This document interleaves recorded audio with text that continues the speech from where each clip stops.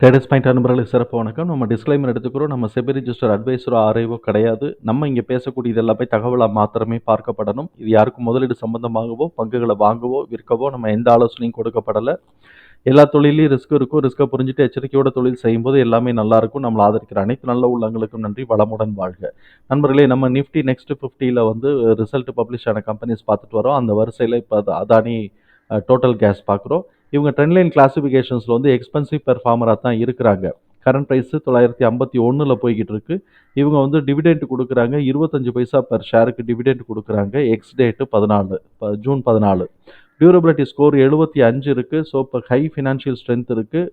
அதே சமயத்தில் valuation score பார்த்தோம்னா சிங்கிள் டிஜிட்டுக்கு ஓடி வந்துருச்சு. 6.5 ரெட்டுக்கும் வந்துருச்சு. அதனால எக்ஸ்பென்சிவ் வேல்யூவேஷன் இல்லாட்டி ஓவர் வேல்யூவேஷன். மொமெண்டம் ஸ்கோர் 53 இருக்கு. இது நியூட்ரல் ட்ரெண்டில் தான் இருக்கு. இந்த இடத்துல வந்து அனாலிசிஸ்ட் வந்து ப்ரைஸ் டார்கெட் எதுவுமே கொடுக்கல.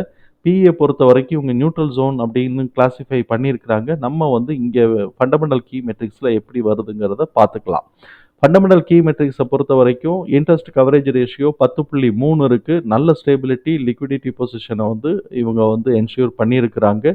கரண்ட் ரேஷியோ வந்து 0.6 இருக்குது. ஸோ இப்போ இது வந்து அடிக்குவேட் லெவலாக இருக்கிறதுக்கு வாய்ப்புகள் உண்டு. ஆனால் 1 இருந்தால் போதும். ஏன்னா இங்கே இன்ட்ரெஸ்ட் கவரேஜ் ரேஷியோ வந்து நிறைய கொடுத்துட்டாங்க. ரிட்டர்ன் ஆன் கேபிட்டல் எம்ப்ளாய்டு 20% எடுக்கிறாங்க. இது ஒரு நல்ல ரிட்டர்ன் தான். அதே மாதிரி ஈக்விட்டி ரிட்டர்ன் ஆன் ஈக்விட்டிக்கு 18% எடுக்கிறாங்க. இதுவும் நல்ல ரிட்டர்ன் தான். டெப்ட் டு ஈக்விட்டி 0.4 இருக்குது. வித்தின் தி தியரிட்டிக்கல் லிமிட் இருக்கிறதுனால இது வந்து ஒரு நல்ல இது அக்செப்டபிள் ரீஜன் தான். பட் இங்கே நம்ம வந்து கம்பெனி நல்லா ஸ்ட்ராங்காக இருக்குது. ஸ்ட்ராங்காக இருக்குது. ரிட்டர்ன் நல்லா எடுக்கிறாங்க. டெப்ட் வந்து அக்செப்டபிள் ரீஜனில் இருக்குது. அப்போ இந்த கம்பெனி ஓகே. ஆனால் பிஇ பார்த்தோம்னா 156 இருக்குது. கிட்டத்தட்ட எத்தனை மடங்கு? நம்ம 25 சொன்னால் அங்கிட்டு ஒரு 4, அங்கிட்டு ஒரு 2, 5 மடங்கு 6 மடங்கு மேலே இருக்குது. ப்ரைஸ் டு புக்கு 29 மடங்கு வந்து மேலே இருக்குது. இது வந்து ரொம்ப ரொம்ப யோசிக்கக்கூடிய ஒரு விஷயம். இப்போ இவங்களுக்கு வந்து இப்போ இபிஎஸோட எஸ்டிமேஷனோ இது வந்து சர்ப்ரைஸோட எஸ்டிமேஷன்ஸோ எதுவுமே இல்லை. கன்சல்ஸ் ரெக்கமெண்டேஷன்ஸ் கூட இதுக்கு இல்லை. இது அதனால நேரடியாக நம்ம வந்து கேஷ் ஃப்ளோவை பார்த்துருவோம். கேஷ் ஃப்ளோ பார்த்தோம்னா இயர் ஆன் இயர் வந்து கேஷ் ஃப்ளோ வந்து பாசிட்டிவாக, நெட் கேஷ் ஃப்ளோ வந்து பாசிட்டிவாக க்ளோஸ் ஆகிருக்கு. அது நல்ல 755% இயர் ஆன் இயர் கூடியிருக்கு. ஸோ இப்போ இங்கே வந்து பாசிட்டிவாக 125 கோடி க்ளோஸ் ஆகிருக்கு. அதே மாதிரி ஆப்ரேட்டிங் இன்கம் வந்து பார்த்தோம்னா இப்போ இயர் ஆன் இயர் கம்பேர் பண்ணும்போது 12% கூட இருக்குது. ஸோ இப்போ அந்த கம்பெனியோட கேஷ் மேனேஜ்மெண்ட் நல்லா இருக்குங்கிறத நம்மளால் புரிஞ்சிக்க முடியுது. அதுக்கப்புறம் இவங்களுடைய ஆனுவல் ரிசல்ட்டை பார்த்தோம்னா நெட் ப்ராஃபிட் வந்து 22% இன்க்ரீஸ் ஆகிருக்கு. ரெவென்யூ வந்து 2% இன்க்ரீஸ் ஆகிருக்கு. 2%. இப்போ வந்து இவங்களுடைய ரெவென்யூவில் 4,500 கோடி அந்த ரேஞ்சில் இருக்குது. இவங்களுடைய புக் வேல்யூ நம்ம பார்த்துருவோம். கரண்ட் புக் வேல்யூ 32ஆகவும் டிடிஎம் புக் வேல்யூ 112ஆகவும் வருது. இப்போ குவார்ட்டர்லி ரிசல்ட்டை பொறுத்த வரைக்கும் quarterly result March quarter to March quarter compare பண்ணும்போது இயர் ஆன் இயர் கம்பேர் பண்ணும்போது 71% இது வந்து கூடியிருக்கு.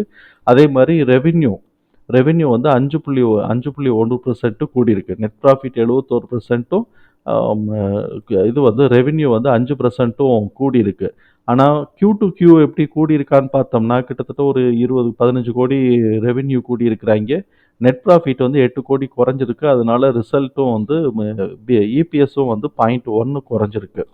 இப்போ இவங்களுடைய ஷேர் ஹோல்டிங் பேட்டர்னை பார்த்தோம் அப்படின்னு சொன்னாக்க இவங்க வந்து ப்ரொமோட்டர்ஸ் அப்படியே ஸ்டாண்ட் ஸ்டில் 74% அப்படியே நிற்கிறாங்க. இவங்க என்ன பண்ணியிருக்கிறாங்க? எஃப்ஐஎஸ் வந்து 0.07% இன்க்ரீஸ் பண்ணியிருக்கிறான். அதே மாதிரி இவங்க வந்து என்ன பண்ணியிருக்கிறாங்க? இவங்க வந்து 0.03% கம்மி பண்ணியிருக்கிறாங்க. ஸோ இப்போ இதுக்கும் ஓரளவுக்கு பேலன்ஸ் ஆகிருக்கு. எஃப்ஐஎஸ்ஸாவது 13% வச்சிருக்கிறான். டிஐஎஸ் வந்து இந்த சைடு 1% கூட வைக்கல. 0.12 தான் வச்சிருக்கிறான். அதையும் இப்போ 0.09 குறைச்சிட்டான்.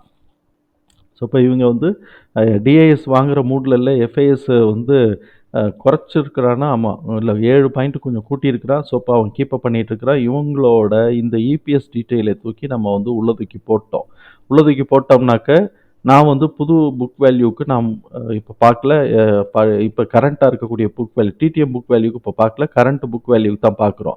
ஃபேர் ப்ரைஸ் 66 வருது. இது பார்த்தோம்னாக்க 14 மடங்கு கூட. சரி, இது டிடிஎம் புக் வேல்யூக்காவது பார்த்தோம்னாக்க ஃபேர் ப்ரைஸ் 123 தான் வருது. அது வந்து பார்த்தோம்னா 7.5 மடங்கு கூட. நமக்கு வந்து லோ ப்ரைஸ் வந்து இப்போ 99 வருது. அப்போ இவங்களோட இபிஎஸ் எல்லாம் நம்ம பார்த்தோம்னாக்க 1.5 அந்த ரேஞ்சில் தான் சுற்றிக்கிட்டு இருக்கு. 1.5 1.5 6ன்னு இது 1.5 1.5 தான் சுற்றிட்டு இருக்கு. 1.4 1.6 1.6 1.5 தான் சுற்றிட்டு இருக்கு. ஸோ இப்போ இவங்க வந்து இபிஎஸோட டிடிஎம் 6.1 எக்ஸ்பெக்டேஷன்ஸ் எதுவுமே இல்லை. ஸோ இப்போ நம்ம இந்த ப்ரைஸை மாத்திரம் தான் வரணும். அப்படி நம்ம வந்து இதை ப்ரைஸாக கன்வெர்ட் பண்ணும்போது 127லேருந்து 165 எதுக்கு இபிஎஸோட டிடிஎம் ஆனுவலாக வந்து அந்த டிடிஎத்தை கன்வெர்ட் பண்ணும்போது அதோட ப்ரைஸை கன்வெர்ட் பண்ணும்போது 127 டு 165 நமக்கு வந்து கிடைக்குது ரேஞ்சு. இதில் வந்து என்ன பண்ணலாம் அப்படின்னு சொன்னால் 113 வரைக்கும் கூட இறங்கலாம். 113 112 113 வரைக்கும் கூட இறங்கலாம். அது ஒரு இது. அப்போ 113ன்னு நம்ம வருங்கிறதுக்கு நிச்சயம் இல்லை. ஆனால் அது வரைக்கும் சான்சஸ் இருக்குது. ஆனால் நமக்கு ரேஞ்ச் இருக்கிறது 127லேருந்து 165. சரி, 113லேருந்து 165னே கூட நம்ம போட்டுக்கலாம். கூட ஒரு 10 ரூபா தான். சரி, இந்த இடத்துல அப்போ புது டிடிஎம்க்கு என்ன டிடிஎம் புக் வேல்யூக்கு என்ன வருதுன்னா 222. அப்போ 151 125 151 அதிலிருந்து ரேஞ்ச் வந்து 222. இதை மாத்திரம் நம்ம மார்க் பண்ணால் போதும். என்னடா அது இந்த இடத்துல வந்து எல்லாமே 4 கோடும் ஒரே இடத்துல வந்து நின்றுச்சு. அதனால ஒரே வேல்யூவை போட்டு 115லேருந்து 222 எந்த இடத்துல கரெக்ஷன் ஆகுதுன்னு பார்க்கணும். இது வந்து நமக்கு வந்து மேத்தமேட்டிக்கலாக அரித்தமேட்டிக்கலாக வந்த ரிசல்ட். இது வரைக்கும் இறங்கிட்டும் ஏறலாம். அதே சமயத்தில் இங்கே வந்து பார்த்தோம்னா டெக்னிக்கலாக பார்த்தோம்னாக்க இங்கே ஒரு பெரிய கேப் டவுன் நடந்திருக்கு. அப்போ இந்த மாதிரி வந்து இவன் மேலே ஏற ஆரம்பிக்கிறான்னு வச்சுக்கோங்க. ஒவ்வொரு ஸ்டேஜாக தான் கிடக்க போகிறான். அப்படி ஏற ஆரம்பிச்சான்னா டெக்னிக்கலாக இந்த கேப்பை ஃபில் பண்ணுறதுக்கு இருக்குது. அப்படி வந்துச்சுன்னா அது 2926. ஆனால் இந்த 2900 ரூபாய்க்கு இபிஎஸ்ஓ புக் வேல்யூவாக இருக்கான்னா அது கிடையாது. இப்போ இது வந்து ரொம்ப ஸ்ட்ராங் செல்லிங் ப்ரெஷர். அதாவது இந்த ஹிண்டல்பர்க் ரிப்போர்ட்டில் வந்தப்போ தான் ஸ்ட்ராங்காக செல் பண்ணியிருக்கிறதுனால இந்த இடம் வரைக்கும் கவர் ஆச்சு அப்படின்னு சொன்னாக்க 2900லேருந்து 3500 வரைக்கும் ஏதோ ஒரு ரேஞ்சு கவர் ஆகலாம் டெக்னிக்கலாக தான். ஆனால் ஃபண்டமெண்டலாக இதுக்கு எந்த ஸ்கோப்பும் இல்லை. அதனால இது டெக்னிக்கலாக. அதனால நான் இதோட அமௌண்ட்டை மார்க் பண்ணலை. இந்த கேப்பை மாத்திரம் இருக்குன்னு டெக்னிக்கலாக நம்ம சொல்லியிருக்கிறோம். நம்ம வந்து எடுத்திருக்கிறது வீக்லி சார்ட் எடுத்திருக்கிறோம். அதனால வீக்லி டைம் ஃப்ரேம் எடுத்திருக்கிறோம். அது இந்த மாதிரியும் ஒரு சான்சஸ் இருக்குது. அப்போ என்ன பண்ணலாம், திடீர்னு ஒரே நாளில் அப்படி ஒரு நாள் 2 நாளே அப்படி போயிட்டு அப்புறம் மொத்தமாக இதே மாதிரி இறங்கிக்கணும்னாலும் இறங்கிக்கலாம். இல்லாட்டி இபிஎஸ் அட்ஜஸ்ட் ஆச்சு அப்படின்னு சொன்னாக்கா சரன்னு மேலே ஏற்றி கொண்டு போயிட்டு திருப்பி இறக்கி வச்சாலும் ஆச்சரியப்படுறதுக்கு இல்லை. இது வந்து இது ஒரு ரிஸ்க்கு தான். அதுக்காக 2900 3500 வருமாங்கிறதுக்கு ரிஸ்க்கு தான். ஏன்னா ஃபண்டமெண்டலாக நமக்கு எந்த ஸ்கோப்பும் இல்லை. தகவல் பயனுள்ளதாக இருந்ததுன்னா சங்கருக்கு ரொம்ப சந்தோஷம். நம்மளை ஆதரிக்கிற அனைத்து நல்ல உள்ளங்களுக்கும் நன்றி. வளமுடன்.